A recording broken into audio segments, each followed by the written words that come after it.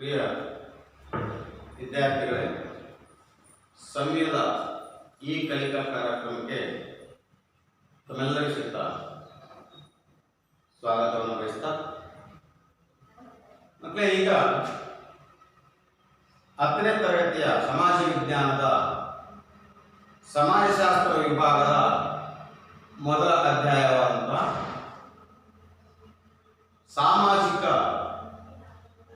ಸ್ತರ ವಿನ್ಯಾಸ ಈ ಒಂದು ಅಧ್ಯಾಯವನ್ನು ಕುರಿತು ಚರ್ಚಿಸೋಣ ಮಕ್ಕಳೇ. ಈ ಸಾಮಾಜಿಕ ಸ್ತರ ವಿನ್ಯಾಸದಲ್ಲಿ ಸಾಮಾಜಿಕ ಅಸಮಾನತೆ, ಸಾಮಾಜಿಕ ಅಸಮಾನತೆಯನ್ನ ಯಾವ್ದಾದ್ರೂ ಕಾಣ್ತೀವಿ ನಾವು ಅಂತಂದ್ರೆ ಶಿಕ್ಷಣದಲ್ಲಿ ಅಸಮಾನತೆ, ಲಿಂಗದಲ್ಲಿ ಅಸಮಾನತೆ, ವೃತ್ತಿಯಲ್ಲಿ ಅಸಮಾನತೆ, ಆದಾಯದಲ್ಲಿ ಅಸಮಾನತೆ, ಅವಕಾಶಗಳಲ್ಲಿ ಅಸಮಾನತೆ, ಇವೆಲ್ಲರ ಕುರಿತು ಇವತ್ತಿನ ಅವಧಿಯಲ್ಲಿ ಚರ್ಚೆ ಮಾಡೋಣ. ಅದೇ ರೀತಿಯಾಗಿ ಸಾಮಾಜಿಕ ಸ್ತರ ವಿನ್ಯಾಸ, ಅಸ್ಪೃಶ್ಯತೆ, ಸಾಮಾಜಿಕ ಪಿಡುಗು, ಅಸ್ಪೃಶ್ಯತೆ ನಿವಾರಣೆಗೆ ಕಾನೂನು ಕ್ರಮಗಳು ಯಾವ್ಯಾವು ಅನ್ನೋದನ್ನು ಕುರಿತು ನಮಗೆ ಇವತ್ತು ಚರ್ಚಿಸೋಣ. ಇವತ್ತು ನಾವು ಸಮಾಜದಲ್ಲಿ ವ್ಯಕ್ತಿಗಳು ವಿವಿಧ ರೀತಿಯ ಆಧಾರಗಳಲ್ಲಿ ಶ್ರೇಣೀಕೃತಗೊಂಡಿದ್ದಾರೆ. ಯಾವ್ಯಾವಲ್ಲಿ ಶ್ರೇಣೀಕೃತಗೊಂಡಿದ್ದಾರೆ? ಲಿಂಗದಲ್ಲಿ ಶ್ರೇಣೀಕೃತ ಇದೆ, ಜಾತಿಯಲ್ಲಿ ಶ್ರೇಣೀಕೃತ ಇದೆ, ವೃತ್ತಿಯಲ್ಲಿ ಶ್ರೇಣೀಕೃತ ಇದೆ, ವರ್ಗಗಳಲ್ಲಿ ಸಹಿತ ಶ್ರೇಣೀಕೃತ, ಜನಾಂಗದಲ್ಲಿ ಸಹಿತ ಶ್ರೇಣೀಕೃತ ಗೊಂಡಿರ್ತಕ್ಕಂಥದ್ದನ್ನು ನಾವು ಸಮಾಜದಲ್ಲಿ ಈಗಿನ ಸಮಾಜದಲ್ಲಿ ನಾವು ಗುರುತಿಸ್ಬೋದು ಮಕ್ಕಳೇ. ಇವೆಲ್ಲ ಲಿಂಗ, ಜಾತಿ, ವೃತ್ತಿ, ಜನಾಂಗ ಈ ಶ್ರೇಣೀಕೃತ ನಮಗೆ ಏನನ್ನ ಸೂಚಿಸುತ್ತದೆ? ಸಾಮಾಜಿಕ ಅಸಮಾನತೆಯನ್ನು ಗುರುತಿಸುತ್ತದೆ. ಹಾಗಾದ್ರೆ ಸಾಮಾಜಿಕ ಅಸಮಾನತೆಯನ್ನು ಗುರುತಿಸಬೇಕು.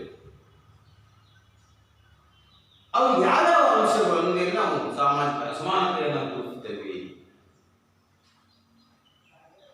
ಆದಾಯಗಳು,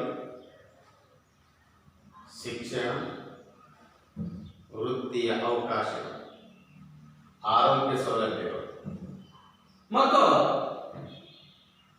ರಾಜಕೀಯ ಪ್ರತಿನಿಧಿತ್ವ ಭಾಗವಹಿಸುವಿಕೆ, ಇವನು ನಾವು ಸಾಮಾಜಿಕ ಅಸಮಾನತೆ ಎಂದು ಗುರುತಿಸಬಹುದು. ಸೊ ಇಲ್ಲಿ ನಾವು ಸಾಮಾಜಿಕ ಅಸಮಾನತೆಯ ಅವಕಾಶಗಳ ಪ್ರತಿಫಲ, ಇಲ್ಲಿ ಸಮಾಜ ರಚನೆಯಲ್ಲಿನ ವಸ್ತುಗಳನ್ನು, ಆದಾಯವನ್ನು, ಅವಕಾಶಗಳನ್ನು, ಪುರಸ್ಕಾರಗಳನ್ನು, ಸ್ಥಾನಗಳನ್ನು ಅಸಮಾನವಾಗಿ ದೊರಕುವಂತೆ ಮಾಡುವ ಮೂಲಕ ಇವತ್ತು ಮುಂದುವರಿತಾ ಇತ್ತು ಮಕ್ಕಳೇ. ಇವತ್ತು ನಾವು ಸಮಾಜದ ಸೇವಾ ಕ್ಷೇತ್ರಗಳಾದಂತಹ, ಸಾರ್ವಜನಿಕ ಕ್ಷೇತ್ರಗಳಾದಂತಹ ಸಾರ್ವಜನಿಕ ಆರೋಗ್ಯ, ಶಿಕ್ಷಣ, ಸಾಮಾಜಿಕ ರಕ್ಷಣೆ ಮತ್ತು ಸಾಮಾಜಿಕ ನ್ಯಾಯಗಳನ್ನು ಇವತ್ತು ಕಡೆಗಣಿಸುವ ಮೂಲಕ ಬಡವರಿಗೆ ದೊರಕಬಹುದಾದಂತಹ ಅವಕಾಶ ಇಲ್ಲದಂತೆ ಮಾಡಲಾಗ್ತಾ ಇದೆ ಮಕ್ಕಳೇ. ಮಕ್ಕಳೇ, ಇವತ್ತು ನೀವು ನೋಡಬಹುದು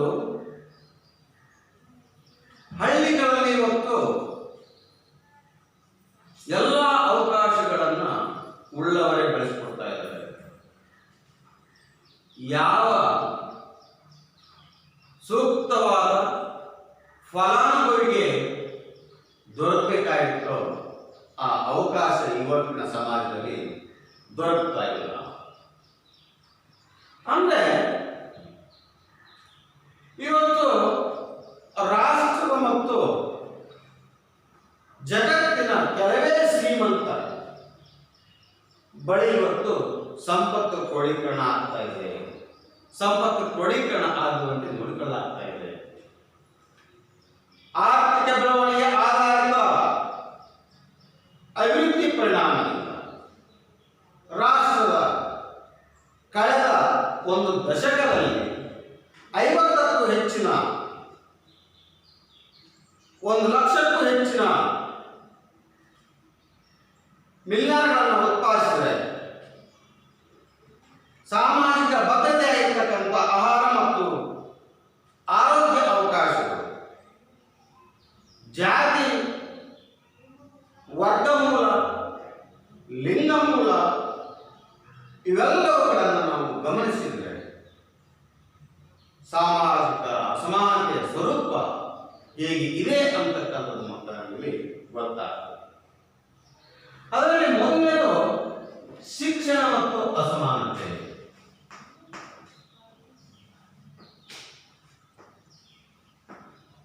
ಶಿಕ್ಷಣ ಮತ್ತು ಅಸಮಾನತೆ.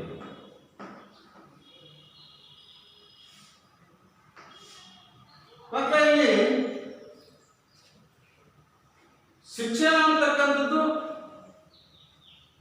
ಸಮಾನತೆ, ಸಮಾನ ಭಾಗವಹಿಸುವಿಕೆ, ಸಮಾನ ಅವಕಾಶ, ಸಮಾನ ಸಾಮಾಜಿಕ ನ್ಯಾಯದಲ್ಲಿ ಮಹತ್ವದ ಬದಲಾವಣೆ ತರುವಲ್ಲಿ ಇದು ಆಸರೆ ಆಗ್ತಕ್ಕಂಥ ಒಂದು ಶಕ್ತಿಯನ್ನು ಹೊಂದಿದೆ.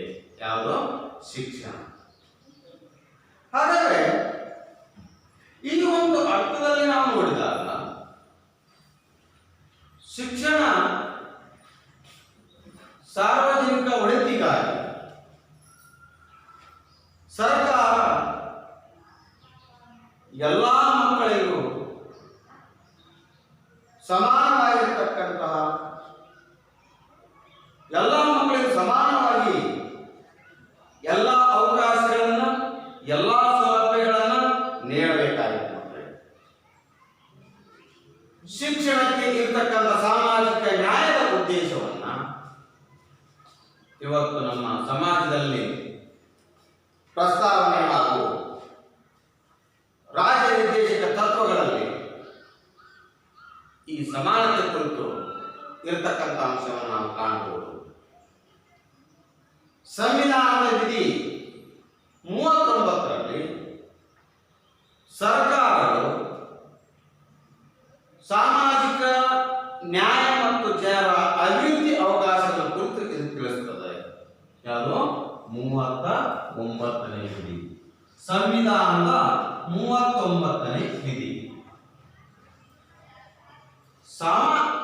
ಸಂವಿಧಾನದ 39ನೇ ವಿಧಿ ಸರ್ಕಾರಗಳ ಸಾಮಾಜಿಕ ನ್ಯಾಯ ಹಾಗೂ ಜನರ ಅಭಿವೃದ್ಧಿ ಅವಕಾಶಗಳನ್ನು ತಿಳಿಸಿಕೊಡ್ತಕ್ಕಂಥ ವಿಧಿ ಸಂವಿಧಾನದ 39ನೇ ವಿಧಿ. ಇನ್ನು 45ನೇ ವಿಧಿ ನಿರ್ದಿಷ್ಟವಾಗಿ ಸ್ಪಷ್ಟವಾಗಿ ತಿಳಿಸಿಕೊಡ್ತದೆ. ಮತ್ತೆ ಅದು 42ನೇ ವಿಧಿ, 45ನೇ ವಿಧಿ. ಸೊ ಇದು 14 ವರ್ಷದ ಒಳಗೆ ಇರ್ತಕ್ಕಂತಹ 14 ವರ್ಷದ ಒಳಗೆ ಇರ್ತಕ್ಕಂತಹ ಎಲ್ಲ ಮಕ್ಕಳಿಗೂ ಉಚಿತ ಮತ್ತು ಕಡ್ಡಾಯ ಶಿಕ್ಷಣವನ್ನ ನೀಡಬೇಕು ಅಂತ ಹೇಳ್ತಾ ಇದ್ದಾರೆ ಮಕ್ಕಳೇ. ಆದರೆ ಸಂವಿಧಾನದ 86ನೇ ತಿದ್ದುಪಡಿ ಮೂಲಕ 6 ವರ್ಷದಿಂದ 14 ವರ್ಷ ಅಂದ್ರೆ ಸಂವಿಧಾನದ 86ನೇ ತಿದ್ದುಪಡಿ. ಈ 86ನೇ ತಿದ್ದುಪಡಿಯ ಮೂಲಕ 6ರಿಂದ 14 ವರ್ಷದ ಒಳಗೆ ಇರುವಂತಹ ಎಲ್ಲ ಮಕ್ಕಳಿಗೂ ಉಚಿತ ಮತ್ತು ಕಡ್ಡಾಯವಾಗಿ ಶಿಕ್ಷಣ ಮಕ್ಕಳ ಮೂಲಭೂತ ಹಕ್ಕು ಎಂದು ಸಂವಿಧಾನದ ವಿಧಿ 21A ಯಲ್ಲಿ ತಿಳಿಸಲಾಗಿದೆ. ಇದನ್ನೇ ಸಂವಿಧಾನದ 21A ವಿಧಿಯಲ್ಲಿ ತಿಳಿಸಲಾಗಿದೆ. ಅಂದ್ರೆ 6ರಿಂದ 14 ವರ್ಷದ ಒಳಗೆ ಇರತಕ್ಕಂತ ಪ್ರತಿಯೊಂದು ಮಗು ಸಹಿತ ಉಚಿತ ಮತ್ತು ಕಡ್ಡಾಯ ಶಿಕ್ಷಣವನ್ನು ಮಕ್ಕಳ ಹಕ್ಕು ಅಂತೇಳಿ ಘೋಷಣೆ ಮಾಡಿರ್ತಕ್ಕಂಥದ್ದು ಸಂವಿಧಾನದ 21A ವಿಧಿಯಲ್ಲಿ ಅದನ್ನು ತಿಳಿಸಲಾಗ್ತದೆ. ಇಲ್ಲಿ ಫಸ್ಟ್ ಸ್ಟಾರ್ಟಿಂಗು 45ನೇ ವಿಧಿ ಏನಾಯಿತು ಅಂತಂದ್ರೆ ನಿರ್ದಿಷ್ಟವಾಗಿ 14 ವರ್ಷದ ಒಳಗೆ ಇರ್ತಕ್ಕಂಥ ಎಲ್ಲ ಮಕ್ಕಳಿಗೂ ಉಚಿತ ಮತ್ತು ಕಡ್ಡಾಯ ಶಿಕ್ಷಣವನ್ನು ನೀಡಬೇಕು ಅಂತ ಹೇಳ್ತು. ಆ ವಿಧಿಯನ್ನು ತಿದ್ದುಪಡಿ ಮಾಡೋದು. ಎಷ್ಟೇ ತಿದ್ದುಪಡಿ ಅದು? 86ನೇ ತಿದ್ದುಪಡಿ. ಈ 86ನೇ ತಿದ್ದುಪಡಿಯ ಮೂಲಕ 6ರಿಂದ 14 ವರ್ಷದ ಒಳಗೆ ಇರತಕ್ಕಂತಹ ಎಲ್ಲ ಮಕ್ಕಳಿಗೆ ಉಚಿತ ಮತ್ತು ಕಡ್ಡಾಯ ಶಿಕ್ಷಣ ಇದು ಮಕ್ಕಳ ಮೂಲಭೂತ ಹಕ್ಕು ಅಂತೇಳಿ ಘೋಷಿಸಿತು. ಯಾವುದು? 86ನೇ ತಿದ್ದುಪಡಿ. ಈ ಘೋಷಣೆಯನ್ನ ಮಾಡಿದ್ದು ಸಂವಿಧಾನದ ಎಷ್ಟೇ ವಿಧಿಯಪ್ಪ ಅಂತಂದ್ರೆ 21A ವಿಧಿಯಲ್ಲಿ ಮಕ್ಕಳಿಗೆ ಉಚಿತ ಮತ್ತು ಕಡ್ಡಾಯ ಶಿಕ್ಷಣವನ್ನು ನೀಡಬೇಕು ಅಂತಕ್ಕಂಥ ಅಂಶವನ್ನ ಹೇಳ್ತು ಮಕ್ಕಳೇ. ಇದಾದ ನಂತರ ಈ ಒಂದು ಸಂದರ್ಭದಲ್ಲಿ ಸಂವಿಧಾನದ ವಿಧಿ 45ನೇ ವಿಧಿ 6ರಿಂದ 14 ವರ್ಷದೊಳಗೆ ಇರತಕ್ಕಂತಹ ಎಲ್ಲ ಮಕ್ಕಳು ಶೈಶವಾವಸ್ಥೆಯ ರಕ್ಷಣೆ, ಶೈಕ್ಷಣಿಕ ಅವಕಾಶಗಳನ್ನು ಅದು ತಿಳಿಸುತ್ತದೆ. ಸಂವಿಧಾನದ ಪರಿಚ್ಛೇದ 19 ಸಂವಿಧಾನದ ಪರಿಚ್ಛೇದ 19 ಏನ್ ಹೇಳ್ತದೆ? ವಾಕ್ ಮತ್ತು ಸ್ವಾತಂತ್ರ್ಯದ ಹಕ್ಕು. ವಾಕ್ ಮತ್ತು ಸ್ವತಂತ್ರದ ಹಕ್ಕು ಪ್ರತಿಯೊಬ್ಬ ವ್ಯಕ್ತಿಯ ಮೂಲಭೂತ ಹಕ್ಕಾಗಿದೆ ಅಂತ ಹೇಳಿ ಸಂವಿಧಾನದ ಪರಿಚ್ಛೇದ 19 ತಿಳಿಸುತ್ತದೆ. ಅದೇ ರೀತಿಯಾಗಿ ಸೌಲಭ್ಯಗಳಿಂದ ವಂಚಿತರಾದ ಅಂದ್ರೆ ಅವಕಾಶಗಳಿಂದ ವಂಚಿತರಾದ ಮತ್ತು ಅಲ್ಪಸಂಖ್ಯಾತರ ಶೈಕ್ಷಣಿಕ ಹಿತವನ್ನ ಕಾಯತಕ್ಕಂಥದ್ದು ಸಂವಿಧಾನದ ಕರ್ತವ್ಯನ ಸಹಿತ ಆಯಿತು ಮಕ್ಕಳೇ. ಅದೇ ರೀತಿಯಾಗಿ ಈ ಹಿನ್ನೆಲೆಯಲ್ಲಿ ಸಂವಿಧಾನದ 29ನೇ ವಿಧಿ ಏನು ಹೇಳ್ತದೆ? ಸಂವಿಧಾನದ 29ನೇ ವಿಧಿಯು ಅಲ್ಪಸಂಖ್ಯಾತರ ಸಾಂಸ್ಕೃತಿಕ ಹಕ್ಕುಗಳಿಗೆ ರಕ್ಷಣೆಯನ್ನು ನೀಡುತ್ತದೆ. ಇದು 29ನೇ ವಿಧಿ. ಇದು ಯಾರಿಗೆ?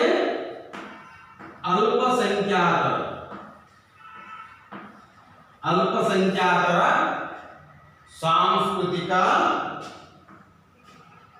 ರಕ್ಷಣೆಯನ್ನ ನೀಡತಕ್ಕಂಥ ಹಕ್ಕು ಸಂವಿಧಾನದ 29ನೇ ವಿಧಿ ಸಾಧಕತೆ.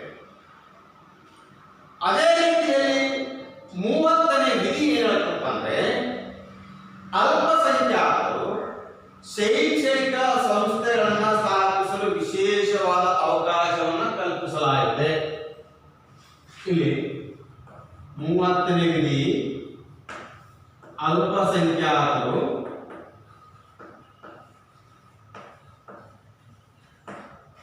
ಶೈಕ್ಷಣಿಕ ಸಂಸ್ಥೆಗಳನ್ನು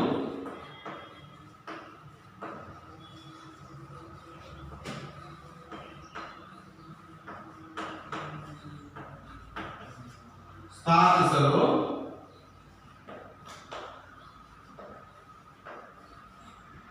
ಅವಕಾಶ ಕಲ್ಪಿಸಲಾಗಿದೆ. ಯಾರಿಗೆ? ಅಲ್ಪಸಂಖ್ಯಾತ. ಹಾಗಾದ್ರೆ ನಮಗೆ 29 ಮತ್ತು 30ನೇ ವಿಧಿ ಅಲ್ಪಸಂಖ್ಯಾತರಿಗೆ ಇರುತ್ತದೆ. 29ನೇ ವಿಧಿ ಅಲ್ಪಸಂಖ್ಯಾತರ ಸಾಂಸ್ಕೃತಿಕ ಹಕ್ಕುಗಳಿಗೆ ರಕ್ಷಣೆಯನ್ನು ನೀಡಿದರೆ, 30ನೇ ವಿಧಿ ಅಲ್ಪಸಂಖ್ಯಾತರ ಶೈಕ್ಷಣಿಕ ಸಂಸ್ಥೆಗಳನ್ನು ಸ್ಥಾಪಿಸಲು ಅವಕಾಶವನ್ನು ಕಲ್ಪಿಸಲಾಗಿದೆ. ಅದೇ ರೀತಿಯಾಗಿ ಪರಿಶಿಷ್ಟ ಜಾತಿ ಹಾಗೂ ಹಿಂದುಳಿದ ವರ್ಗಗಳು, ಪರಿಶಿಷ್ಟ ಪಂಗಡಗಳು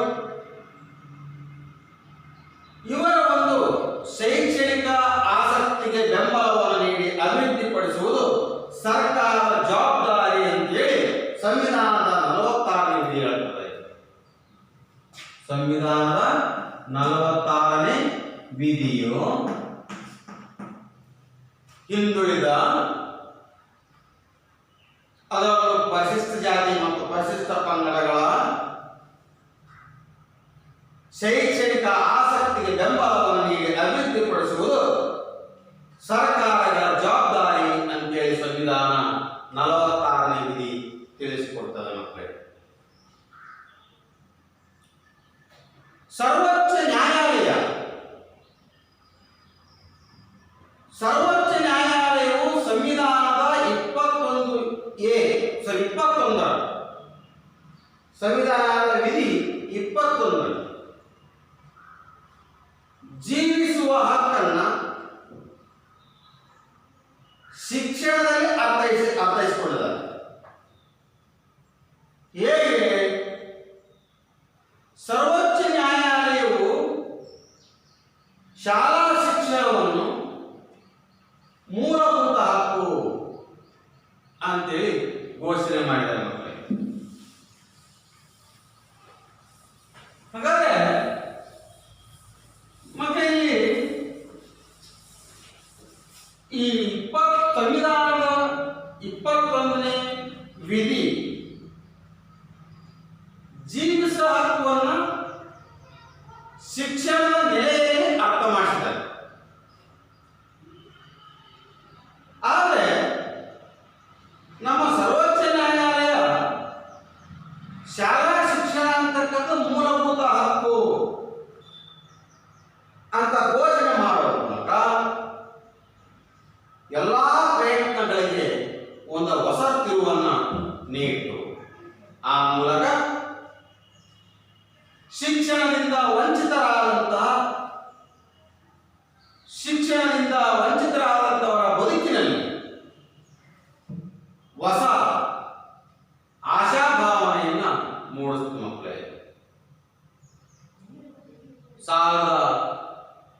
1993ರಲ್ಲಿ ಉನ್ನಿಕೃಷ್ಣನ್ ವರ್ಸಸ್ ಆಂಧ್ರ ಪ್ರದೇಶದ ಸರ್ಕಾರದ ಮೊಕದ್ದಮೆಗೆ ಸಂಬಂಧಿಸಿದಂತೆ ಭಾರತದ ಸರ್ವೋಚ್ಚ ನ್ಯಾಯಾಲಯ, ಸುಪ್ರೀಂ ಕೋರ್ಟ್ ತೀರ್ಪು ಸಂವಿಧಾನದ 21ನೇ ವಿಧಿಯಲ್ಲಿ 6 ರಿಂದ 14 ವರ್ಷದ ಒಳಗೆ ಇರತಕ್ಕಂಥ ಎಲ್ಲ ಮಕ್ಕಳಿಗೆ ಉಚಿತವಾದ ಕಡ್ಡಾಯ ಶಿಕ್ಷಣವನ್ನು ನೀಡುವುದರ ಮೂಲಕ ಶಿಕ್ಷಣ ಮೂಲಭೂತ ಹಕ್ಕು ಅಂತೇಳಿ ಸರ್ವೋಚ್ಚ ನ್ಯಾಯಾಲಯ ಸುಪ್ರೀಂ ಕೋರ್ಟ್ ತಿಳಿಸುತ್ತದೆ ಮಕ್ಕಳು. ಈ ಸುಪ್ರೀಂ ಕೋರ್ಟಿನ ತೀರ್ಪಿನ ಅನ್ವಯ ನ್ಯಾಯಾಲಯವು ಅಂಗನವಾಡಿಯಿಂದ ಉನ್ನತ ಶಿಕ್ಷಣ, ವೃತ್ತಿಪರ ಶಿಕ್ಷಣವೂ ಸೇರಿದಂತೆ ಎಲ್ಲವೂ ಸಮಗ್ರ ಸಂಯುಕ್ತ ದೃಷ್ಟಿಕೋನದಿಂದ ನೋಡಬೇಕು ಅಂತೇಳಿ ಈ ಸುಪ್ರೀಂ ಕೋರ್ಟಿನ ತೀರ್ಪಿನಲ್ಲಿ ಇರತಕ್ಕಂಥದ್ದು. ಈ ಒಂದು ತೀರ್ಪಿನ ಪ್ರಕಾರ ದೇಶದ ಪ್ರತಿಯೊಬ್ಬ ಪ್ರಜೆಯೂ ಸಹಿತ ಶಿಕ್ಷಣವನ್ನು ಪಡಿತಕ್ಕಂಥದ್ದು ಮೂಲಭೂತ ಹಕ್ಕು ಹೊಂದಿದ್ದಾರೆ. ಇದು ಶಿಕ್ಷಣ ಒಂದು ಮೂಲಭೂತ ಹಕ್ಕು ಅಂತಕ್ಕಂಥದ್ದು ಜೀವಿಸುವ ಹಕ್ಕಿನ ಒಂದು ಭಾಗ. ಮನುಷ್ಯ ಹೇಗೆ ಬದುಕ್ತಿದ್ದಾನೆ, ಹೇಗೆ ಬದುಕುವಂತ ಹಕ್ಕನ್ನು ಹೊಂದಿದ್ದಾನೋ ಅದೇ ರೀತಿ ಸಹಿತ ಬದುಕಿದಂತ ಅಥವಾ ಜನಿಸಿದಂತ ಪ್ರತಿಯೊಂದು ಮಗುನು ಸಹಿತ ಶಿಕ್ಷಣವನ್ನ ಪಡೆಯಲೇಬೇಕು ಅನ್ನುವಂಥ ಅಂಶ ಈ ಒಂದು ತೀರ್ಪಿನಲ್ಲಿದೆ ಮಕ್ಕಳೇ. ಆದರೆ ಇಂದು ಶಿಕ್ಷಣ ಕ್ಷೇತ್ರದಲ್ಲಿ ಇವತ್ತು ಅಸಮಾನತೆಯನ್ನು ಹೆಚ್ಚಿಸುವಂತಹ ಕಾನೂನಾತ್ಮಕ ಅವಕಾಶಗಳು ಇಂದು ಹೆಚ್ಚುತ್ತಾ ಇದೆ. ಹಾಗಾಗಿ ಶೈಕ್ಷಣಿಕ ಅವಕಾಶಗಳನ್ನು ಬಳಸಿಕೊಳ್ಳುವಲ್ಲಿ ಸಹಿತ ಸಾಮಾಜಿಕ ಆರ್ಥಿಕ ಗುಂಪುಗಳ ನಡುವೆ ಇವತ್ತು ಅಸಮಾನತೆ ಅಂತಕ್ಕಂಥದ್ದು ಇವತ್ತು ಎದ್ದು ಕಾಣ್ತಾ ಇದೆ ಮಕ್ಕಳೇ. ಇಲ್ಲಿ ನಾವು ನೋಡಬಹುದು ಮಕ್ಕಳಲ್ಲಿ ಶಿಕ್ಷಣದಲ್ಲಿ ಯಾವ ರೀತಿಯಾಗಿರ್ತಕ್ಕಂಥ ನಾವು ವ್ಯತ್ಯಾಸ ಆಗ್ತಾ ಇದೆ ಅಂತ. ಈಗ ಗಂಡು ಮತ್ತು ಹೆಣ್ಣು, ಸೊ ಇವೆರಡನ್ನು ನೋಡಿದ್ರೆ ನಾವಲ್ಲಿ ಶಿಕ್ಷಣವನ್ನು ನಾವು ಹೆಚ್ಚು ಕೊಡ್ತಕ್ಕಂಥದ್ದು ಯಾರಪ್ಪ ಅಂತಂದ್ರೆ ನಾವು ಗಂಡು ಮಕ್ಕಳಿಗೆ ಕೊಡ್ತೀವಿ. ನಾವು ಇಲ್ಲಿ ಹೆಣ್ಮಕ್ಕಳಿಗೆ ಶಿಕ್ಷಣದಿಂದ ವಂಚಿತರಾಗಿರ್ತಕ್ಕಂಥ ಹಿಂದಿನ ಕಾಲದಲ್ಲಿ ನೋಡ್ತಾ ಇದ್ದೀವಿ. ಆದ್ರೆ ಶಿಕ್ಷಣದಿಂದ ಯಾಕೆ ವಂಚಿತರಾಗ್ತಾ ಇದ್ದಾರೆ ಅಂತಂದ್ರೆ ಸಮಾಜದಲ್ಲಿರ್ತಕ್ಕಂಥ ಅನಕ್ಷರತೆ, ಮೂಢನಂಬಿಕೆ, ಬಡತನ, ಸೊ ಎಲ್ಲ ಆರ್ಥಿಕತೆ, ಸೊ ಎಲ್ಲವೂ ಸಹಿತ ನಾವು ಶಿಕ್ಷಣದಿಂದ ವಂಚಿತರಾಗಲಿಕ್ಕೆ ಸಾಕಷ್ಟು ಕಾರಣಗಳನ್ನು ನೋಡ್ತಾ ಇದ್ದೀವಿ ಮಕ್ಕಳು. ಹೀಗೆ ಗಂಡು ಹೆಣ್ಣು ಎರಡನ್ನೂ ತಗೊಂಡಾಗ ಸಮಾನವಾಗಿರ್ತಕ್ಕಂಥ ಶಿಕ್ಷಣದ ಸೌಲಭ್ಯಗಳು ಇವತ್ತು ದೊರಕ್ತಾ ಇದೆ. ಶಿಕ್ಷಣದಿಂದ ಹೆಚ್ಚು ಸೌಲಭ್ಯವನ್ನು ಪಡೆತಕ್ಕಂಥ ವ್ಯಕ್ತಿ ಗಂಡು ಮಗು. ಶಿಕ್ಷಣದಿಂದ ಹೆಚ್ಚು ವಂಚಿತರಾಗಿರ್ತಕ್ಕಂಥ ಮಗು ಇವತ್ತು ಹೆಣ್ಣು ಮಗ ಆಗ್ತಾ ಇದೆ. ಮತ್ತೆ ನೀವು ನೋಡಬಹುದು ಪ್ರಾಚೀನ ಕಾಲದಲ್ಲಿ ಹೆಣ್ಣು ಮಗು ಕೇವಲ 4 ಗೋಡೆಯ ಮಧ್ಯೆನೇ ಇರಬೇಕು ಅಂತಕ್ಕಂಥದ್ದು. 4 ಗೋಡೆಯ ಮಧ್ಯದಲ್ಲೇ ಆ ಹೆಣ್ಣು ಮಗು ಜೀವಿಸಬೇಕಾಗಿದೆ. ಯಾವುದೇ ರೀತಿಯಾಗಿರ್ತಕ್ಕಂಥ ಸಭೆ ಸಮಾರಂಭಗಳಿಗೆ ಹೋಗುವಾಗಿಲ್ಲ, ಯಾವುದೇ ರೀತಿಯಾಗಿರ್ತಕ್ಕಂಥ ಶಿಕ್ಷಣವನ್ನು ಪಡೆಯುವಾಗಿಲ್ಲ. ಆ ಕಾಲದಲ್ಲಿ ಮುಂದೆ ಇತ್ತಪ್ಪ ಅಂದ್ರೆ ಶಿಕ್ಷಣ ಅಂತಕ್ಕಂಥದ್ದು ಕೇವಲ ಮೇಲ್ವರ್ಗದವರಿಗೆ ಮಾತ್ರ ಸೀಮಿತವಾಗಿದೆ. ಶಿಕ್ಷಣ ಹೀಗಾಗಿ ಇವತ್ತು ಸಮಾಜದಲ್ಲಿ ನಾವು ಅಸಮಾನತೆ ಅಂತಕ್ಕಂಥದ್ದು ಹೆಚ್ಚಾಗಿ ಕಂಡು ಬರ್ತಾ ಇದೆ. ಹಾಗಾಗಿ ನಾವಲ್ಲಿ ಸಂವಿಧಾನ ನಿಗದಿಪಡಿಸಿರ್ತಕ್ಕಂಥ ಎಲ್ಲ ಹಕ್ಕುಗಳನ್ನು ಸೂಕ್ತವಾಗಿ ಬಳಕೆ ಮಾಡಿಕೊಂಡು ಯಾವ ಮಗು ಶಿಕ್ಷಣದಿಂದ ವಂಚಿತವಾಗಿದೆಯೋ ಆ ಮಗುವನ್ನ ಪುನಃ ಕರೆತಂದು ಆ ಮಗುವಿಗೆ ಸೂಕ್ತವಾಗಿರ್ತಕ್ಕಂಥ ಶಿಕ್ಷಣ ದೊರಕುವಂತೆ ಮಾಡಲಿಕ್ಕೆ ಕಾನೂನುಗಳು ಬಂದಿರತಕ್ಕಂಥ ನೋಡ್ತಾ ಇದ್ದೀವಿ. ಹಾಗಾಗಿ ನೀವು ನೋಡಿರ್ಬೋದು ಮಕ್ಕಳೇ, ಬಾ ಬಾಳೆ ಶಾಲೆಗೆ ಬಾ ಅಂತಕ್ಕಂಥ ಒಂದು ಯೋಜನೆಯನ್ನು ಜಾರಿ ತಂದಿರತಕ್ಕಂಥದ್ದು, ಮರಳಿ ಬಾ ಶಾಲೆಗೆ ಅಂತಕ್ಕಂಥದ್ದು. ಸೊ ಇವೆಲ್ಲವೂ ಸಹಿತ ಶಾಲೆಯಿಂದ ಶಿಕ್ಷಣದಿಂದ ವಂಚಿತರಾಗಿರ್ತಕ್ಕಂಥ ಮಗುವನ್ನ ಪುನಃ ಸೂಕ್ತವಾಗಿರ್ತಕ್ಕಂಥ ಅವಕಾಶವನ್ನು ಕಲ್ಪಿಸಿಕೊಡಿದ್ದಾರೆ ನಮಗೆ. ಇನ್ನು ಇನ್ನೊಂದು ವಿಚಾರ ಮಾಡ್ತೀವಿ ನಾವು, ಯಾವುದೇ ಅಸಮಾನತೆ ಅಂದರೆ ಲಿಂಗತ್ವದಲ್ಲಿ ಅಸಮಾನತೆಯನ್ನು ಕಾಣ್ತೀವಿ.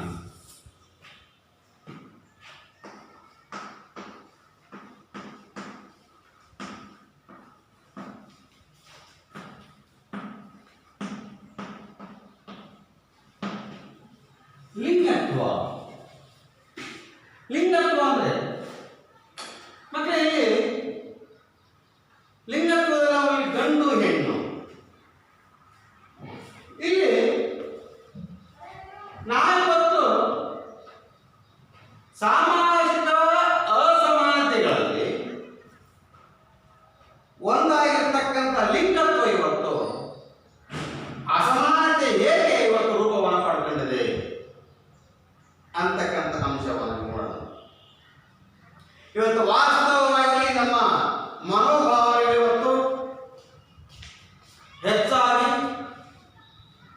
ಒಂದು ಮತ್ತೊಂದು ಅವಲಂಬಿಸಿರ್ತಕ್ಕಂಥ ನಾವು ನೋಡಬಹುದು. ಯಾವುದರಲ್ಲಿ ಶಿಕ್ಷಣದಲ್ಲಿ ಕುರಿತು ಒಬ್ಬ ವ್ಯಕ್ತಿಗೆ ಇರತಕ್ಕಂತಹ ಚಿಂತನೆ ಅಥವಾ ಮನೋಭಾವನೆಯು ಮತ್ತೊಬ್ಬರಿಂದ ಪ್ರಭಾವಿತರಾಗಿರ್ತಕ್ಕಂಥ ನಾವು ನೋಡಬಹುದು ಮಕ್ಕಳೇ. ಅದೇ ರೀತಿ ಪ್ರಭಾವಗಳು ಸಹಿತ ಒಂದು ಕುಟುಂಬದಲ್ಲಿ ಅವನ ಅಥವಾ ಅವಳ ಮೇಲೆ ಬೀರಬಹುದಾದ ಪ್ರಭಾವಗಳು ಇವತ್ತು ಸಮಾಜದಿಂದಲೇ ಉಂಟಾಗಿದೆ ಅಥವಾ ನೆರೆಹೊರೆಯವರ ಪ್ರಭಾವಕ್ಕೆ ಒಳಗಾಗಿದೆ. ಮತ್ತೆ ಇವತ್ತು ಒಬ್ಬ ವಿದ್ಯಾರ್ಥಿ ಅಥವಾ ಒಬ್ಬ ವ್ಯಕ್ತಿ ಅವನ ನಡವಳಿಕೆ, ಅವನು ನಡ್ಕೊಳ್ತಕ್ಕಂಥ ರೀತಿ ಇವೆಲ್ಲವನ್ನು ನೋಡಿದರೆ ಅವನ ಒಂದು ಸುತ್ತ ಇರತಕ್ಕಂಥ ನೆರೆಹೊರೆಯವರ ಪ್ರಭಾವ ಅವನ ಮೇಲೆ ಬೀರ್ತದೆ ಮಕ್ಕಳೇ. ಹೀಗೆ ಈ ದೃಷ್ಟಿನ ನೋಡಿದಾಗ ಗಂಡು ಮತ್ತು ಹೆಣ್ಣು ಈ ಮಕ್ಕಳ ಒಂದು ಶಿಕ್ಷಣಕ್ಕೆ ಇರತಕ್ಕಂಥ ಒಂದು ಪ್ರೇರಣಾಶಕ್ತಿ ಪ್ರಮುಖವಾಗಿ ಸಾಮಾಜಿಕ ಆಯಾಮವನ್ನು ಹೊಂದಿದೆ. ಈ ಒಂದು ಕಾರಣದಿಂದಾಗಿ ಶಾಲೆಯಲ್ಲಿ ಭಾಗವಹಿಸಿಕೆಯಲ್ಲಿ ಆಹಾರ ಮತ್ತು ಆರೋಗ್ಯ ಸೌಲಭ್ಯಗಳನ್ನು ಪಡೆಯುವಲ್ಲಿ ಇವತ್ತು ಲಿಂಗ ಅಸಮಾನತೆಯನ್ನು ಮಕ್ಕಳನ್ನ ಇವತ್ತು ಕಾಣ್ತಾ ಇದ್ದೀವಿ. ಮತ್ತೆ ಒಂದು ಉದಾಹರಣೆಯನ್ನು ನಿಮಗೆ ಹೇಳ್ತೀನಿ. ಇವತ್ತು ಅಲ್ಲಿ ಗಂಡು ಮಗು ಮತ್ತು ಹೆಣ್ಣು ಮಗು ಇವೆರಡನ್ನ ನಾವು ನೋಡ್ಬಿಟ್ರೆ ಯಾಕೆ ಇಲ್ಲಿ ಅಸಮಾನತೆ ಇಲ್ಲ ಅಂತ ಹೇಳ್ತೀವಿ ನಾವು. ಶಿಕ್ಷಣವನ್ನ ಕೊಡಿಸುವಲ್ಲಿ ಸುತ್ತ ಪಾಲಕರು ಗಂಡು ಮಗುವನ್ನ ಆಧಾರವಾಗಿ ಕೇಳ್ತಾರೆ. ಈ ಗಂಡು ಮಗು ಮೇಲೆ ತೋರಿಸಿರ್ತಕ್ಕಂಥ ಆಸಕ್ತಿಯನ್ನು, ಅಭಿರುಚಿಯನ್ನು ಅದೇ ಹೆಣ್ಣು ಮಗು ಮೇಲೆ ತೋರಿಸಲ್ಲ. ಒಂದು ಉದಾಹರಣೆ ನಾವು ನೋಡ್ತೀವಿ. ಸಮಾಜದಲ್ಲಿ ನಾವು ಯಾವ ರೀತಿಯಾಗಿ ಹೆಣ್ಣು ಗಂಡು ಅಂತಕ್ಕಂಥ ಭೇದ ಭಾವವನ್ನು ಮಾಡ್ತೀವಿ, ಆ ತಂದೆ ತಾಯಿಗಳೇ ಮಾಡ್ತಾ ಇರ್ತಾರೆ.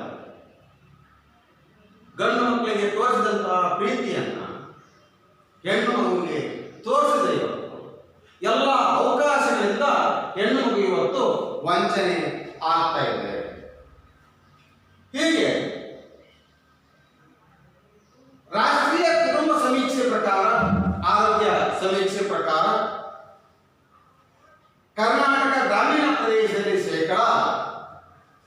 24.3% ಮಹಿಳೆಯರು ಇಲ್ಲಿ ಗ್ರಾಮೀಣ ಪ್ರದೇಶ. ಗ್ರಾಮೀಣದಲ್ಲಿ 24.3% ಮಹಿಳೆಯರು ಗ್ರಾಮೀಣ ಪ್ರದೇಶದಲ್ಲಿದ್ದಾರೆ.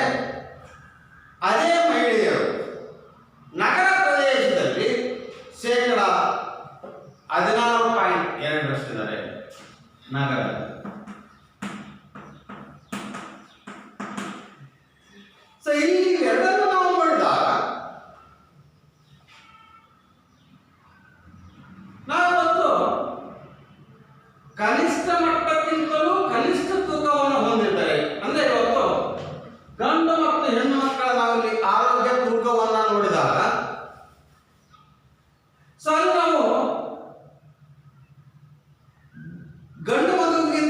ಕಡಿಮೆ ತೂಕವನ್ನು ಹೊಂದಿರತಕ್ಕಂಥವರಲ್ಲಿ ಹೆಣ್ಣು ಮಗು.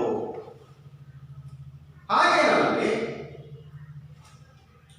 ನಾವಿವತ್ತು 6 ರಿಂದ 56 ತಿಂಗಳಲ್ಲಿರ್ತಕ್ಕಂಥ ಮಕ್ಕಳನ್ನು ನಾವು ನೋಡಿದ ಶೇಕಡ 60.9% ಮಕ್ಕಳು ರಕ್ತಹೀನತೆಯಿಂದ ಬಳಲ್ತಾ ಇದ್ದಾರೆ. ಅದಕ್ಕೆ ಮಕ್ಕಳೇ, ಆರೋಗ್ಯ ಇಲಾಖೆಯವರು ಈಗ ಶಾಲೆಗಳಲ್ಲಿರ್ತಕ್ಕಂಥ ಮಕ್ಕಳು ಪ್ರತಿಯೊಂದು ಮಗುವಿಗೂ ಸಹಿತ ಕಬ್ಬಿಣಾಂಶ ಹೊಂದಿರತಕ್ಕಂಥ ಮಾತ್ರೆಗಳನ್ನು ಕೊಡ್ತಾ ಇದ್ದಾರೆ. ಇವತ್ತು ನಮ್ಮ ಭಾರತದಲ್ಲಿ ಇವತ್ತು ರಕ್ತಹೀನತೆಯಿಂದ ಬಳಲ್ತಕ್ಕಂತಹ ಮಕ್ಕಳು ಸಾಕಷ್ಟು ಜನ. ಹಾಗಾಗಿ ಅಂಗನವಾಡಿಗಳಲ್ಲಿ ಇವತ್ತು ಮಕ್ಕಳ ತೂಕವನ್ನು ನೋಡಿ ಆಹಾರವನ್ನು ಕೊಡ್ತಾರೆ. ಯಾವ ಮಗು ತೂಕದಲ್ಲಿ ಕಡಿಮೆ ಇದೆಯೋ ಆ ಮಗುವಿಗೆ ಕಾಳನ್ನು ನೆನೆಸಿರ್ತಕ್ಕಂಥ ಕಾಳನ್ನಾಗಲಿ ಮೊಟ್ಟೆಗಳನ್ನಾಗಲಿ ಕೊಡ್ತಕ್ಕಂಥ ನೋಡ್ತಾ ಇದ್ದೀವಿ. ಇದೆಲ್ಲ ಯೋಜನೆ ಮಗು ಸಹಿತ ಆರೋಗ್ಯವಾಗಿರಬೇಕು, ಆರೋಗ್ಯದ ಶಿಕ್ಷಣವನ್ನು ಪಡಿಬೇಕು ಅಂತಕ್ಕಂಥ ಸರ್ಕಾರದ ಹಿತದೃಷ್ಟಿ ಆಗಿರ್ತದೆ. ಇದು ಮಕ್ಕಳು ರಕ್ತಹೀನತೆ ಹೊಂದಿರತಕ್ಕಂಥದ್ದು ಶೇಕಡ 60.9% ಮಕ್ಕಳು. ಅದೇ ಗರ್ಭಿಣಿಯಲ್ಲಿ ನಾವು ನೋಡಿದಾಗ ಶೇಕಡ 45.2 ಮಹಿಳೆಯರು ಇವತ್ತು ರಕ್ತಹೀನತೆಯಿಂದ ಬಳಲ್ತಾ ಇದ್ದಾರೆ. ಮತ್ತೆ ಇದನ್ನು ನೋಡಬಹುದು, ಆ ಹೆರಿಗೆ ಆಗುವಂತಹ ಸಮಯದಲ್ಲಿ ಎಷ್ಟೋ ಜನ ಗರ್ಭಿಣಿ ಹೆಣ್ಮಕ್ಳು ಸಾವನ್ನಪ್ಪಿರ್ತಕ್ಕಂಥ ನಾವು ಉದಾಹರಣೆ ನೋಡ್ತಾ ಇದ್ದೀವಿ. ಇದಕ್ಕೆ ಕಾರಣ ರಕ್ತಹೀನತೆಯ ಪ್ರಮಾಣ. ಯಾಕೆ ಆಗ್ತಾ ಇದೆ ಅಂದರೆ ಪೌಷ್ಟಿಕಾಂಶ ಹೊಂದಿರತಕ್ಕಂಥ ಆಹಾರವನ್ನು ತಿನ್ನುವಲ್ಲಿ ಇವತ್ತು ನಮ್ಮ ದೇಶದಲ್ಲಿ ಇವತ್ತು ಸಂಖ್ಯೆ ಕಡಿಮೆ ಆಗ್ತಾ ಇದೆ. ಪೌಷ್ಟಿಕಾಂಶ ರಹಿತವಾಗಿರ್ತಕ್ಕಂಥ ಆಹಾರವನ್ನು ಇವತ್ತು ನಾವು ಸೇವಿಸ್ತಾ ಇದ್ದೀವಿ. ಆ ದೃಷ್ಟಿಯಲ್ಲಿ ಇವತ್ತು ಇಂತಹ ಒಂದು ಪರಿಸ್ಥಿತಿಯಲ್ಲಿ ಮಕ್ಕಳಾಗಲಿ ಮಹಿಳೆಯರು ಬದುಕ್ತಾ ಇರುವಾಗ ಇವರಿಗೆ ಸೂಕ್ತವಾಗಿರ್ತಕ್ಕಂಥ ಆಹಾರವನ್ನ, ಉತ್ತಮವಾಗಿರ್ತಕ್ಕಂಥ ಆರೋಗ್ಯವನ್ನ, ಪೌಷ್ಟಿಕತೆಯನ್ನ, ಭದ್ರತೆಯನ್ನ, ಕಲಿಕೆಗೆ ಶೈಕ್ಷಣಿಕ ಬೆಂಬಲವನ್ನು ನೀಡತಕ್ಕಂಥದ್ದು ನೀಡುವ ಮೂಲಕ ಅಭಿವೃದ್ಧಿ ಮಹಿಳೆಯರನ್ನು ಸಹಿತ ಒಳಗೊಳ್ಳಬೇಕು.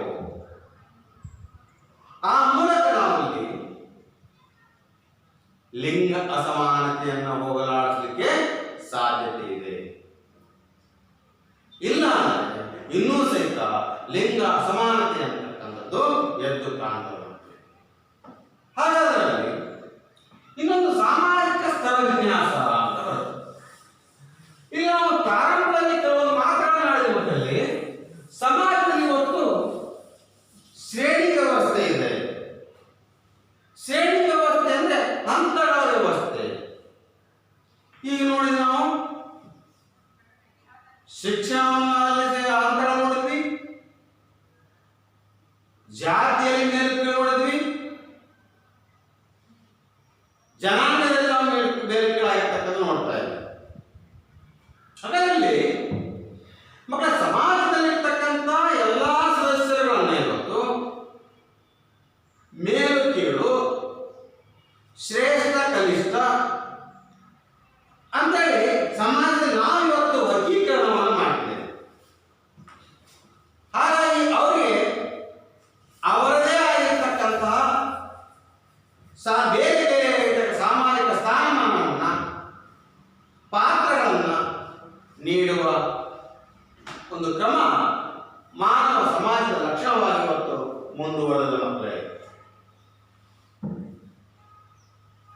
ಸಮಾಜದಲ್ಲಿ ಇರತಕ್ಕಂತಹ ಜನರನ್ನು, ಸಮಾಜದಲ್ಲಿ ಇರತಕ್ಕಂಥ ಜನರನ್ನ ವಿವಿಧ ಸ್ತರಗಳನ್ನಾಗಿ ವರ್ಗೀಕರಿಸುವ ವ್ಯವಸ್ಥೆ,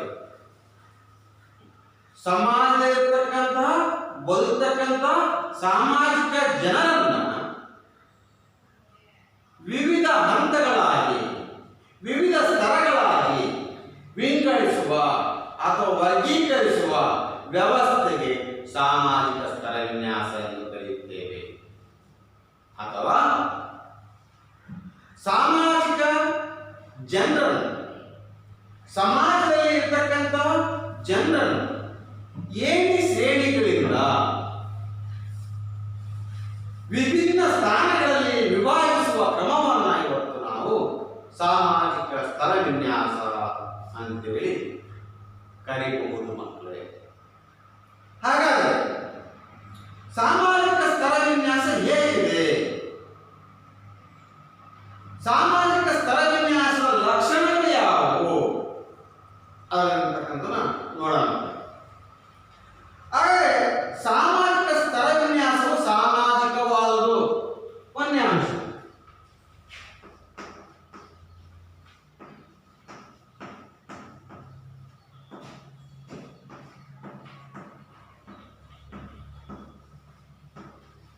ಸಾಮಾಜಿಕ ಸ್ಥಳ ವಿನ್ಯಾಸವು ಸಾಮಾಜಿಕವಾದುದು.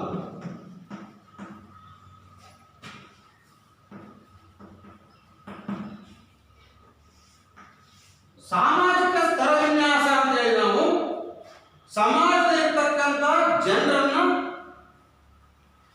ವಿವಿಧ ಸ್ಥಳಗಳಾಗಿ ವರ್ಗೀಕರಿಸುವ ಒಂದು ವ್ಯವಸ್ಥೆಯನ್ನು ನಾವು ಸಾಮಾಜಿಕ ಸ್ಥಳ ವಿನ್ಯಾಸ ಅಂತ ಕರೀತೀವಿ. ಆದರೆ ಈ ಸಾಮಾಜಿಕ ಸ್ಥಳ ವಿನ್ಯಾಸವನ್ನ ಸಮಾಜದಲ್ಲಿ ವ್ಯಕ್ತಿಗಳ ದೈಹಿಕ ಗುಣಗಳನ್ನು ಆಧರಿಸಿ ನಿರ್ಧರಿಸದೆ ಸಾಮಾಜಿಕ ಮಾನ್ಯತೆ ಮತ್ತು ಪ್ರಾಮುಖ್ಯತೆಗಳ ಆಧಾರದಿಂದ ನಿರ್ಧರಿಸಲಾಗುತ್ತದೆ. ಅಂದ್ರೆ ನಾವಲ್ಲಿ ಉದಾಹರಣೆ ನೋಡಬೇಕಾದ್ರೆ ಸಮಾಜದಲ್ಲಿರ್ತಕ್ಕಂಥ ಎತ್ತರವಾಗಿ ದೈಹಿಕವಾಗಿರ್ತಕ್ಕಂಥ ಸುಂದರವಾಗಿರ್ತಕ್ಕಂಥ ಬಲಿಷ್ಠನಾಗಿದ್ದಂಥ ಮಾತ್ರಕ್ಕೆ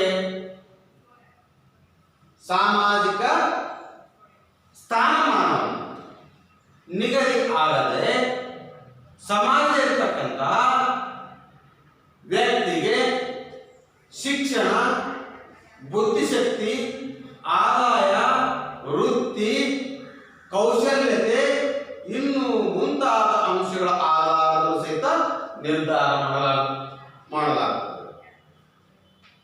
ಅಂದ್ರೆ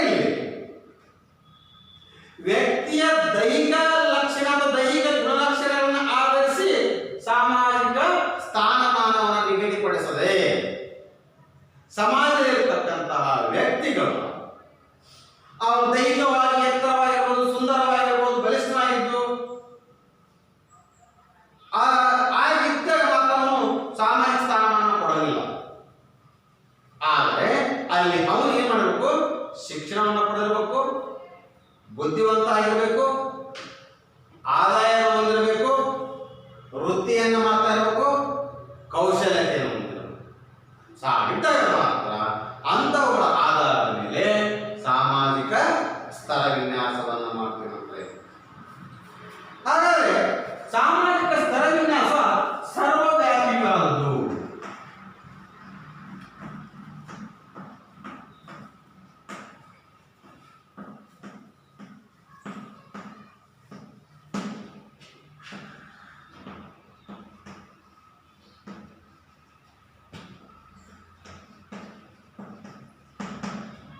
ಸರ್ವವ್ಯಾಪಿ ಒಂದು ಪದ ಬಂತ ಮಕ್ಕಳೇ. ಸರ್ವವ್ಯಾಪಿ ಅಂದ್ರೆ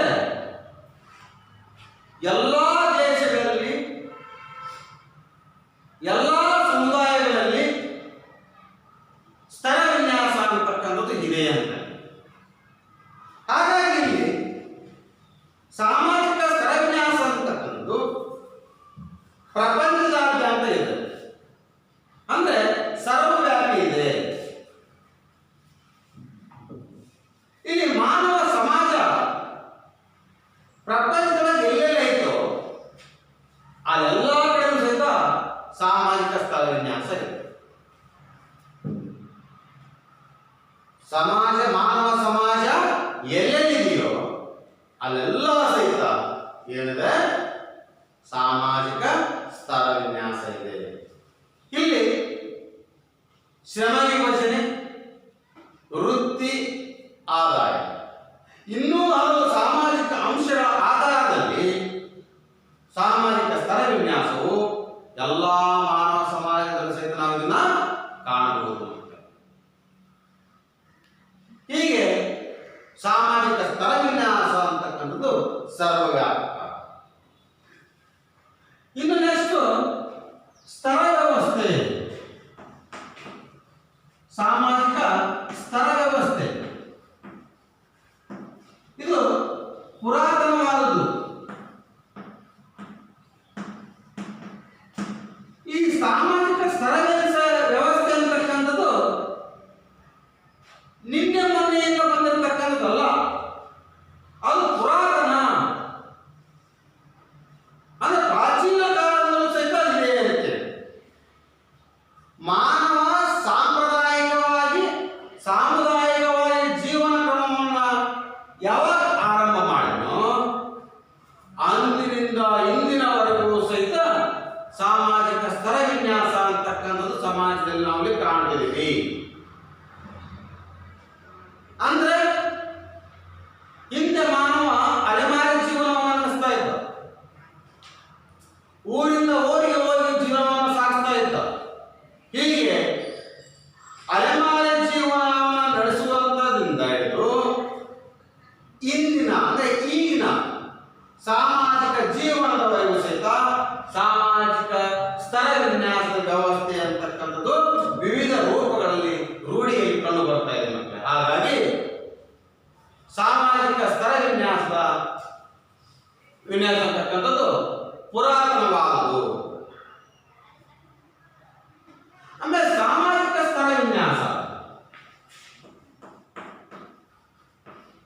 ಸ್ತರ ವಿನ್ಯಾಸವು ವಿವಿಧ ರೂಪಗಳಲ್ಲಿದೆ. ಹೌದು ಮತ್ತೆ ಸಮಾಜದಲ್ಲಿ ಇವತ್ತು ವಿವಿಧ ವರ್ಗದವರಿದ್ದಾರೆ, ವಿವಿಧ ಜಾತಿಯವರಿದ್ದಾರೆ, ವಿವಿಧ ಲಿಂಗದವರು ಇರ್ತಕ್ಕಂಥ ನಾವು ನೋಡ್ತಾ ಇದ್ದೇವೆ. ಹಾಗಾದರೆ ಸಾಮಾಜಿಕ ಸ್ತರ ವಿನ್ಯಾಸ ಅಂತಕ್ಕಂಥದ್ದು ಎಲ್ಲ ಸಮಾಜದಲ್ಲಿ ಒಂದೇ ರೀತಿಯಾಗಿ ಇರಬೇಕಂತಲೂ ಇಲ್ಲ, ಇರಲೂ ಇಲ್ಲ. ಯಾಕೆ ಬೇರೆ ಬೇರೆ ಸಮಾಜದಲ್ಲಿ ಬೇರೆ ಬೇರೆ ರೀತಿಯಾಗಿರ್ತಕ್ಕಂಥ ಸ್ತರ ವಿನ್ಯಾಸ ಅಂತಕ್ಕಂಥದ್ದು ಇದೆ. ಉದಾಹರಣೆ ನೋಡ್ತಾ ಇದ್ವಿ, ಪ್ರಾಚೀನ ರೋಮ್ ಇರ್ತಕ್ಕಂಥ ಪೆಟ್ರೇಸಿಯನ್ನರು ಮತ್ತು ಪ್ಲೆಬಿಯನ್ನರು ಇವರೊಳಗೆ ವ್ಯತ್ಯಾಸ ಇದೆ. ಭಾರತದಲ್ಲಿ ಕರ್ಮ ಸಿದ್ಧಾಂತದ ಆಧಾರದಲ್ಲಿ ಅಂದ್ರೆ ಅವರು ಮಾಡತಕ್ಕಂಥ ಕೆಲಸದ ಆಧಾರದಲ್ಲಿ ಬ್ರಾಹ್ಮಣರು, ಕ್ಷತ್ರಿಯರು, ವೈಶ್ಯರು, ಶೂದ್ರರು ಹೀಗೆ 4 ಸಾಮಾಜಿಕ ಪಂಗಡಗಳಾಗಿ ಅಥವಾ ವಿಂಗಡಣೆಯನ್ನು ಮಾಡಲಾಗಿದೆ ಸಮಾಜವನ್ನು. ಹೀಗೆ ಸಾಮಾಜಿಕ ಸ್ತರ ವಿನ್ಯಾಸ ಅಂತಕ್ಕಂಥದ್ದು ಪ್ರಪಂಚದ ಹಲವು ಭಾಗಗಳಲ್ಲಿ ವಿವಿಧ ರೀತಿಯಾಗಿರ್ತಕ್ಕಂಥ ರೂಪಗಳನ್ನು ಹೊಂದಿರತಕ್ಕಂಥ ನಾವಲ್ಲಿ ಗುರುತಿಸಬಹುದು. ಹೀಗೆ ಸಮಾಜ ಅಂತಕ್ಕಂಥದ್ದು ವಿವಿಧ ರೀತಿಯಾಗಿರ್ತಕ್ಕಂಥ ಈ 4 ರೀತಿಯಾಗಿರ್ತಕ್ಕಂಥ ಸಾಮಾಜಿಕ ಸ್ತರ ವಿನ್ಯಾಸದ ಲಕ್ಷಣಗಳನ್ನು ನಾವಿಲ್ಲಿ ನೋಡಬಹುದು. ಮೊದಲನೆಂದರೆ ಸಾಮಾಜಿಕ ಸ್ತರ ವಿನ್ಯಾಸವು ಸಾಮಾಜಿಕವಾದದ್ದು, ಸಾಮಾಜಿಕ ಸ್ತರ ವಿನ್ಯಾಸವು ಸರ್ವವ್ಯಾಪಿಯಾದದ್ದು, ಸಾಮಾಜಿಕ ಸ್ತರ ವಿನ್ಯಾಸವು ಪುರಾತನವಾದದ್ದು, ಸಾಮಾಜಿಕ ಸ್ತರ ವಿನ್ಯಾಸವು ವಿವಿಧ ರೂಪಗಳಲ್ಲಿದೆ. ಹೀಗೆ ಈ 4 ರೀತಿಯಾಗಿರ್ತಕ್ಕಂಥ ಲಕ್ಷಣಗಳ ಅರ್ಥವನ್ನು ನಾವು ತಿಳ್ಕೊಂಡಿರ್ತಂದ್ರೆ ಸಾಮಾಜಿಕ ಸ್ತರ ವಿನ್ಯಾಸ ಹೇಗೆ ಇದೆ ಅಂತಕ್ಕಂಥ ಅಂಶವನ್ನು ನಾವಿಲ್ಲಿ ನೋಡಿದ್ವಿ ಮಕ್ಕಳು. ಹಾಗಾದ್ರೆ ಮಕ್ಕಳೇ ಇವತ್ತಿನ ಒಂದು ಅಧ್ಯಾಯದಲ್ಲಿ ಶಿಕ್ಷಣ ಮತ್ತು ಅಸಮಾನತೆಯನ್ನು ನೋಡಿದ್ವಿ, ಲಿಂಗತ್ವ ಮತ್ತು ಅಸಮಾನತೆಯನ್ನು ನೋಡಿದ್ವಿ. ಇದಾದ ನಂತರ ಸಾಮಾಜಿಕ ಸ್ತರ ವಿನ್ಯಾಸ ಇದರ ಒಂದು ಅರ್ಥವನ್ನು ನೋಡಿದ್ವಿ, ಸಾಮಾಜಿಕ ಸ್ತರ ವಿನ್ಯಾಸದ ಲಕ್ಷಣಗಳನ್ನು ಕುರಿತು ನಾವು ನೋಡಿದ್ವಿ. ಇನ್ನು ಮುಂದಿನ ಅಧ್ಯಾಯದಲ್ಲಿ ಸಾಮಾಜಿಕ ಸ್ತರ ವಿನ್ಯಾಸದ ಪ್ರಮುಖ ರೂಪಗಳು ಯಾವುವು ಅಂತಕ್ಕಂಥದ್ದನ್ನ ಕುರಿತು ಮುಂದಿನ ಅವಧಿಯಲ್ಲಿ ಚರ್ಚೆಯನ್ನು ಮಾಡೋಣ.